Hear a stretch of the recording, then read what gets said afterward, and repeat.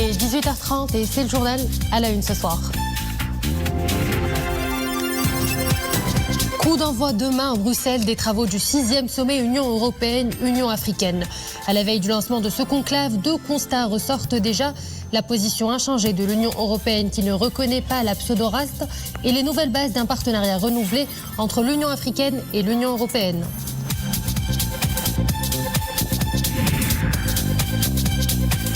Et c'est parti pour la ligne 2 du tramway Rabat-Salé. Avec 12 stations supplémentaires, la ligne dessert à partir d'aujourd'hui l'arrondissement de Yacoub el-Mansour à Rabat et les quartiers de Haïm Moulay Ismaïl et El Qaria à Salé. Un soulagement pour les habitants des deux villes.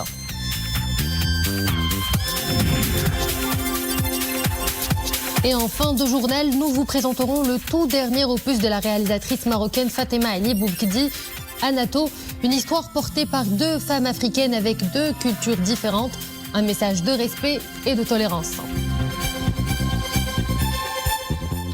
Bonsoir à tous. Avant de développer ces titres, avec moi sur le plateau, le professeur Mostafa Srimi, professeur universitaire de droit et politologue. Professeur, bonsoir. Bonsoir. D'abord, cette précision à la une, l'Union européenne a réitéré aujourd'hui de la manière la plus claire que sa position n'a pas changé concernant la question du Sahara, précisant qu'aucun de ses États membres ne reconnaît la pseudo-race. Le porte-parole de l'Union européenne pour les affaires étrangères et la politique de sécurité, Peter Stano, a insisté sur le fait que la partie européenne n'a pas invité le Polisario. Le point fondamental à clarifier est que pour ce sommet, l'Union européenne est co-organisateur avec l'Union africaine. Donc c'est l'Union africaine qui s'est chargée de l'invitation. Du côté africain, a-t-il expliqué. Il a précisé que cette invitation de l'Union africaine ne change en rien la position de l'Union européenne, à savoir qu'elle ne reconnaît pas cette entité, pas plus qu'aucun des États membres de l'Union européenne ne la reconnaît. Et ce 6e sommet Union européenne-Union africaine constituera pour la partie européenne l'occasion de jeter les bases d'un partenariat renouvelé et approfondi entre l'Union africaine et l'Union européenne. Quelques-uns des principaux axes au programme de ce sommet avec Mohamed Aïtchkar. En plus des questions incontournables de paix et de sécurité, 7 thèmes exactement sont à l'ordre du jour du sommet de 2 jours, Union africaine, Union européenne. 7 thèmes dont au moins un pour qui la couleur a déjà été annoncée, la production de vaccins.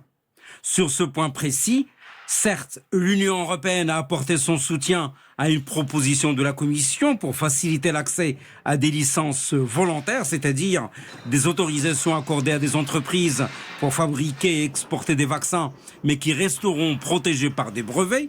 Bruxelles ne cesse de réitérer son opposition à une levée des brevets sur les vaccins anti-Covid, pourtant l'une des priorités de l'Union africaine. Par contre, sur le premier thème à l'ordre du jour du sommet, Bruxelles avance déjà un chiffre sur l'aide au développement. C'était la semaine dernière à Dakar. Aujourd'hui, je suis fière d'annoncer plus de 150 milliards d'euros par le programme Afrique-Europe. C'est le tout premier plan régional sous Global Gateway, 2 mois après le lancement de la stratégie. Les financements au plan régional annoncés par l'Union européenne, Global Gateway, iraient aux énergies renouvelables, à la réduction des risques de catastrophes naturelles, à l'accès des Africains au réseau Internet, au transport ou encore à l'éducation. Mais au-delà de cette aide au développement, les préoccupations sont parfois plus parlantes, comme ici dans un village de pêche artisanale au Sénégal. Les Européens qui sont dans la pêche du thon, ils sont obligés de venir acheter ou faire pêcher des poissons juvéniles qui devaient grandir pour repeupler les océans, pour servir d'appât vivant. Les bateaux qui pêchent le merlu, ils font du chalutage de fond. Et le chalutage de fond est interdit en Europe. Ce sont ces accords qui raquent tous les poissons. Ce sont ces mêmes préoccupations qui ont été exprimées d'ailleurs avant-hier à Dakar par le président en exercice de l'Union africaine. Le sommet doit inaugurer un partenariat rénové, modernisé, davantage orienté vers l'action. L'Europe et l'Afrique ont intérêt à travailler ensemble.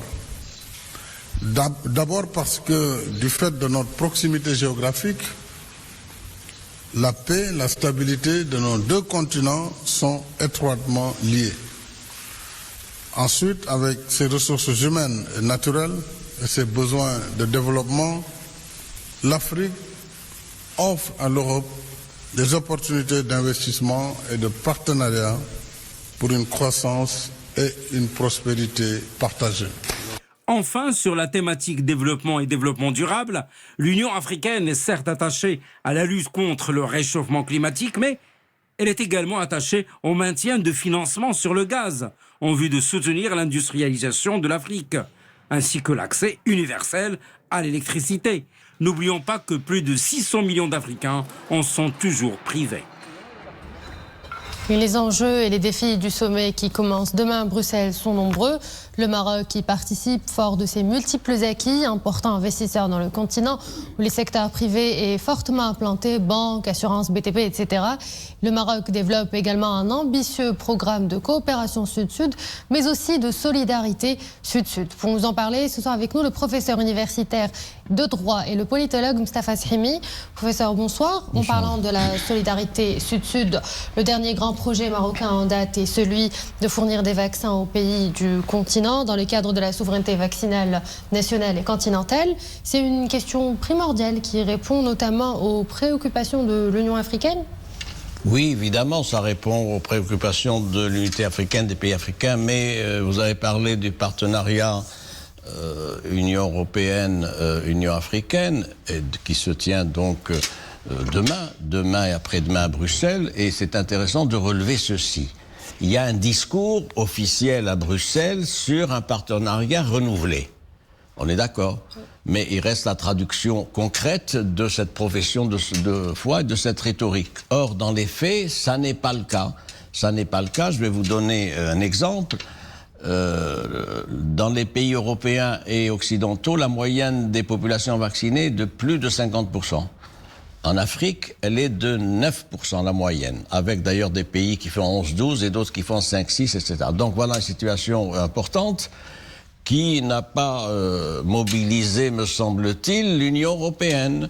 D'abord, il n'y a pas eu beaucoup de vaccins, maintenant ils sont en train de se rattraper, mais c'est insuffisant. Deuxièmement, les pays européens sont opposés à ce que les vaccins perdent leur propriété intellectuelle et universelle et industrielle. Donc nous en sommes là. Il y a un discours, mais dans les faits, il faut lever toutes les mesures restrictives, notamment les droits de propriété, pour que les vaccins et la politique des vaccins soient un bien commun à l'Union européenne et les autres pays, mais également à l'Union africaine. Deuxième élément d'interrogation sur le changement climatique.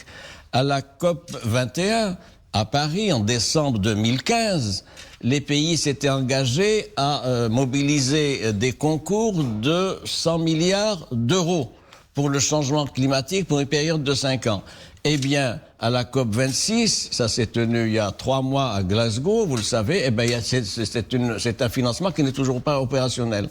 Donc nous sommes en droit de nous interroger sur la conformité des professions de foi diplomatiques dans des réunions comme ça et la réalité de la coopération. Sur ce plan-là, vous le savez, c'est vrai, le Maroc défend des positions pionnières, activistes, militantes, et il est le porte-voix de l'Afrique en prenant une coopération sud-sud d'abord et en prenant un véritable partenariat sur la base de quoi? Du co-développement et de ce qu'ils appellent à Bruxelles le partenariat partagé et la prospérité partagée. Autre grande préoccupation des pays du continent, la sécurité alimentaire. Le Maroc, à travers l'OCP, œuvre fortement à renforcer cette sécurité alimentaire, dont plus de 14 pays africains qui l'approvisionnent en engrais adaptés à la nature des sols. C'est un pilier de l'appel que Sa Majesté le roi Mohamed VI avait lancé pour que l'Afrique fasse confiance à l'Afrique. Un commentaire à ce sujet, professeur? C'est la position marocaine qui est portée par une vision, qui est la vision royale. Nous ne faisons pas que des discours, nous faisons des discours suivis de mesures concrètes. Vous avez fait référence à juste titre au partenariat en matière d'engrais, le rôle éminent que joue le groupe OCP, avec des usines en Éthiopie, des coproductions et une adaptation des engrais au type d'agriculture, c'est-à-dire c'est très pointu. Donc voilà des choses importantes qui sont faites.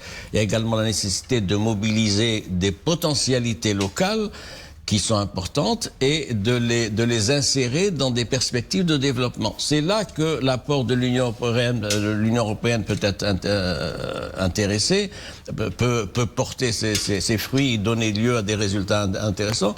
Je note au passage que l'Union européenne ne se mobilise finalement pour ce partenariat que pour cette raison, laquelle l'Union européenne se rend compte qu'elle perd des parts de marché en Afrique, qu'elle perd de l'influence, et ça c'est un fait que l'on peut observer, par suite des politiques dynamiques de pays comme la Russie, la Chine et même la Turquie. Donc voilà l'état des lieux. Alors c'est bien ce sommet de Bruxelles, après ce 5e sommet qui s'était tenu à Abidjan en novembre 2017, vous le savez, mais il faut qu'il y ait des choses importantes qui soient faites, et sur ce plan-là, il est question... La présidente de la Commission européenne l'a dit il y a quelques jours, elle a dit qu'il était prévu une mobilisation de financement, d'investissement à hauteur de 150 milliards d'euros à l'horizon 2027. Qu'en sera-t-il en 2027? On verra bien. Mais donc il y a là un discours, je le répète encore une fois, et puis il y a le fait qu'il faut aider le tissu industriel et économique africain à se développer, à promouvoir ses activités, à modifier un certain nombre de règles commerciales dans les échanges entre le Nord et le Sud. C'est autant de dossiers qui sont en instance. Et les questions de sécurité et de paix sont également d'ordre géostratégique et d'actualité brûlante. Quel rôle peut jouer le Maroc à ce niveau-là, professeur? Vous avez raison de le dire. Nous ne sommes pas dans le même registre, en vérité, avec l'Union européenne. Eux, ils sont dans le registre sécurité, stabilité et régulation renforcée des droits des migrants et du droit d'asile. Sur ce plan-là, je vais vous donner un élément d'information. Il y a un pacte nouveau sur l'immigration et le droit d'asile qui a été adopté en septembre dernier par l'Union européenne. C'est un pavé de 500 pages qui préconise quoi? Qui préconise des mesures restrictives quant à la liberté de circulation, quant au statut des migrants, quant au statut des bénéficiaires des droits d'asile, etc., avec cette particularité, c'est qu'ils veulent une migration qualifiée, c'est-à-dire, si je puis dire, nous pomper les élites, les cerveaux et les compétences à qui ils offrent évidemment des conditions faciles sur le plan juridique de l'accueil du séjour et être très restrictifs pour ce qui est des autres catégories de population. Je vous dis que l'on n'est pas dans le même registre parce que fondamentalement, ils sont intéressés par quoi? La stabilité et la sécurité, pas tellement par les opportunités de développement, alors que nous avons cette même problématique, stabilité, sécurité, évidemment, avec tout ce qui se passe dans le continent, mais en même temps, nous sommes mus par une volonté continentale de promouvoir un développement. Et sur ce plan-là, je pense que l'Union européenne n'est pas encore au rendez-vous et je doute qu'il y ait, indépendamment de la déclaration finale qui sera adoptée sur une vision partagée, etc., je doute qu'il y ait beaucoup de suivi, de concrétisation de ces professions de foi. Professeur, merci pour toutes ces explications. Je rappelle que vous êtes professeur de droit et politologue.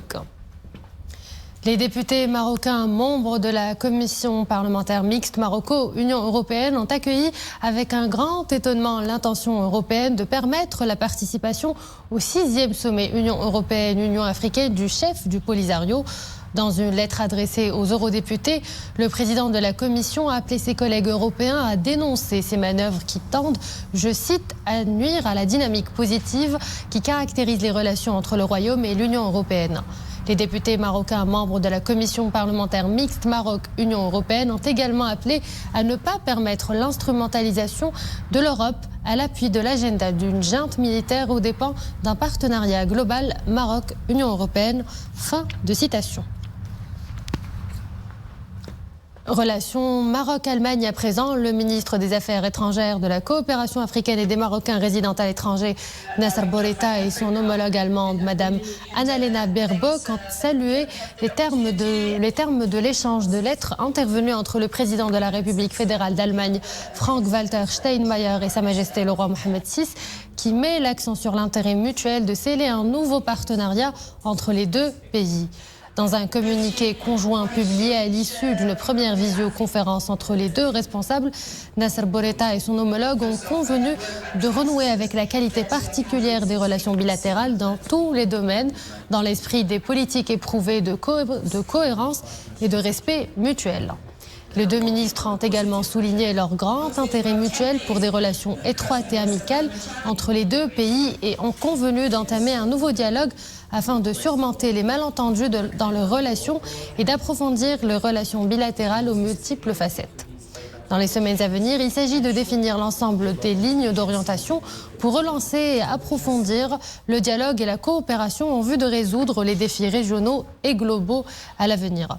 La ministre allemande a salué à ce titre le retour de l'ambassadeur de Sa Majesté le Roi à Berlin et a souligné que le nouvel ambassadeur de la République fédérale d'Allemagne devrait arriver prochainement au Maroc, conclut le communiqué conjoint. Et les tensions entre Kiev et Moscou vers la désescalade après des semaines de vives tensions, mais l'OTAN n'a pas encore vu de signe d'une quelconque réduction des troupes russes. C'est ce qu'a relevé la présidente de la Commission européenne, Ursula von der Leyen. Une légère détente se dessine avec l'annonce hier du début du retrait d'une centaine de militaires russes déployés aux frontières ukrainiennes. Et puis mercredi, l'armée russe a annoncé la fin des exercices et le départ des soldats déployés dans la péninsule annexée de Crimée, au sud de l'Ukraine. J'appelle du coup la Commission, le Conseil à préparer. Et l'ambiance tendue en Ukraine était une source d'inquiétude pour de nombreux étudiants marocains qui vivent dans ce pays et pour leurs familles également. Certains ont choisi de rentrer au pays à bord de vols commerciaux programmés par le Maroc. Le deuxième vol qui relie l'Ukraine au Maroc a atterri hier soir à Casablanca.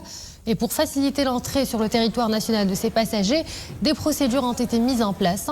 Les non complètement vaccinés subissent des tests de dépistage du Covid-19 conformément au protocole sanitaire en vigueur. Et le point à présent de la situation épidémiologique du Covid. La décrue se poursuit. 645 cas et 13 décès recensés ces dernières 24 heures. 425 cas graves ou critiques sont en réanimation, dont 21 intubés. Les bénéficiaires de la vaccination se chiffrent à plus de 24 717 000 pour les primo-vaccinés. Et ils sont plus de 23 156 000 à avoir reçu les deux doses. Et plus de 5 310 000 personnes ont déjà reçu leur dose de rappel. Et à Kenitra, le groupe chinois CITIC Dicastal a donné aujourd'hui le coup d'envoi à la construction de sa nouvelle unité industrielle, troisième du genre au Maroc, un projet qui dotera le Maroc dans 6 mois de sa première usine de production des composants en fente d'aluminium pour les blocs motopropulseurs et les châssis. Écoutons à ce propos le ministre de l'Industrie et du Commerce, Riyad Mzour. Le groupe qui développe sa 3e phase de projet aujourd'hui au Maroc après seulement 3 ans de présence. Dans les 2 premières usines, il produit 6 millions de jantes en aluminium qu'il exporte principalement aux États-Unis. Aujourd'hui, nous rentrons dans de la production de pièces de haute technologie, de châssis et de moteurs en aluminium qui seront exportés principalement vers l'Europe dans des véhicules qui constitueront des pièces essentielles dans des véhicules haut de gamme. Ce projet permettra d'employer 766 Marocaines et Marocains de manière directe avec un volume d'investissement évalué à 2 milliards de dirhams. Et fini à présent les longs trajets pour rejoindre les quartiers éloignés de Salé depuis Rabat. Exit l'intermodalité entre tram-bus pour un trajet de l'Qaria au Hay Moulay Ismaïl à Yaqoub Mansour à Rabat. Depuis ce matin, l'extension de la ligne 2 du tramway Rabat-Salé est opérationnelle. Un soulagement pour les habitants des 2 villes de part et d'autre du Bourgreg. Voyez ce reportage de Abdelhamid Djibran, Amin Lamouri et Nisrine El-Hamdaoui. Et c'est parti pour la ligne 2 du tramway Rabat-Salé. La ligne dessert à partir d'aujourd'hui l'arrondissement de Yaqoub Mansour à Rabat et les quartiers de Hay Moulay Ismaïl et l'Qaria à Salé. 12 stations supplémentaires et 150 000 passagers par jour, soit 40 000 de plus. Pour les habitants de Salé, cette extension tant attendue est la bienvenue. L'extension de la ligne de tramway est une bonne chose. Je travaille à l'hôpital Moulay Abdallah du lundi au samedi et j'habite à Hirahma. Je vais enfin pouvoir me déplacer sans stress.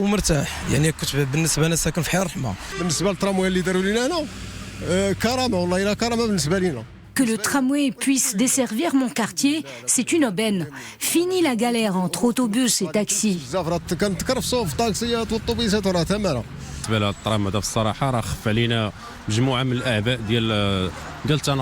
Le tram va optimiser notre circulation interville. Désormais, se déplacer entre Salah Jadida, Al-Qaria, quartier Moulay Ismail et Rabat sera moins éprouvant. J'espère que l'extension de cette ligne ne s'arrêtera pas à ce niveau. C'est également le soulagement côté étudiant. Fini le cauchemar des transports pour arriver à l'heure à leur cours à Rabat. Le tramway vient à la rescousse. Le tramway facilite l'accès des jeunes étudiants aux écoles et universités.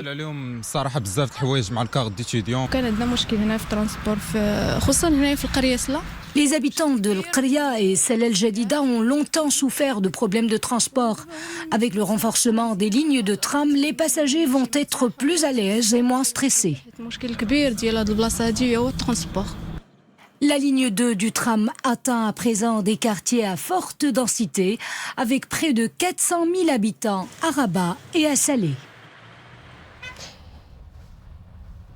Après PSG Real Madrid, cette autre belle affiche, plutôt inédite, ce soir pour les huitièmes de la finale de la Champions League, l'équipe de Sadio Mané et Mohamed Salah, Liverpool, affrontera l'Inter Milan à 21h. Liverpool-Inter de Milan, c'est l'une des plus belles affiches de ces huitièmes de finale de la Ligue 1. Une affiche quasi inédite, les deux équipes ne se sont rencontrées que 2 fois, c'était en Coupe d'Europe. Entraînés par Simone Inzaghi, les Nerazzurri possèdent d'ailleurs la meilleure attaque. Il est quasiment certain que l'entraîneur italien va prendre des risques ce soir face aux Reds. La première étape était d'atteindre les huitièmes de finale pour la première fois en 10 ans. Maintenant, nous affrontons un grand club avec de très fortes individualités. Nous allons jouer avec nos qualités et avec notre motivation. Rien ne pourra nous arrêter. Les Reds affichent une belle forme depuis le début de saison. C'est la 5e saison consécutive que Liverpool accède à ce stade de la compétition. Et la bande Sadio Mané et Mohamed Salah ne sera pas là pour faire de la figuration. Sadio Mané et Mohamed Salah sont prêts à jouer une semaine après la Coupe d'Afrique des Nations. Ils étaient d'ailleurs en forme au lendemain de la finale. Ils sont tous les deux des forces de la nature, donc pas de problème pour affronter les Italiens. Ces dernières saisons, les deux entraîneurs ont toujours proposé du spectacle. Ce match allait risque d'être riche en buts. Parier sur une victoire de l'Inter de Milan serait peut-être la bonne affaire de la soirée. C'est la première fois depuis 10 ans que les Italiens atteignent les huitièmes de finale. Et braquons les projecteurs sur ce nouvel opus de la réalisatrice marocaine Fatema Ali Boubkdi, une épopée historique qui raconte le destin de 2 femmes qui a priori tout opposent et dont les chemins se croisent. 2 femmes du même continent qui essayent tant bien que mal de se comprendre, de créer un lien malgré leurs différences. Huria Boutayeb, Mustafa Ouda et Dominique Orlando. Ma mère est sénégalaise, mon père est français. Il était venu au départ en Afrique avec l'idée d'écrire un livre sur les premiers explorateurs européens. Le film débute au Sénégal. C'est ici, durant l'entre-deux-guerres, qu'Anato, une jeune femme franco-sénégalaise, rencontre Adnan, un commerçant marocain venu de Fès. Leur idylle les conduit à ne plus vouloir se séparer l'un l'autre. C'est ainsi qu'ils rejoignent le Maroc, où Adnan a déjà une première épouse.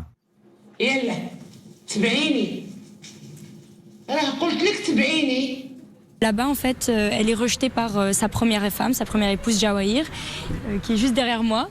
qui a du mal à m'accepter, qui est raciste. Enfin, toute la famille en fait ne veut pas de moi, me rejette parce que ils me traitent de négresse. Ils ont du mal à m'accepter au sein de leur famille. Donc ça traite aussi de pas mal de problématiques raciales, discriminatoires, le rejet de l'autre. La tension entre les deux femmes ne va pas cesser de croître d'un bout à l'autre du film. Pour la réalisatrice Fatima Boukdi, il s'agit d'instaurer de part et d'autre un dialogue nouveau. Alors là, dans le film, j'ai fait un appel à ces peuples africains de transcender ces conflits triviaux et ces futilités et penser à unir le continent de nouveau pour lui rendre sa force et sa richesse. Ma délivrance me paraît accessible. En quelque sorte, Anato nous donne à voir un autre visage de la coopération sud-sud, celle qui se vit sur le terrain au quotidien, celle du vis-à-vis et du face-à-face.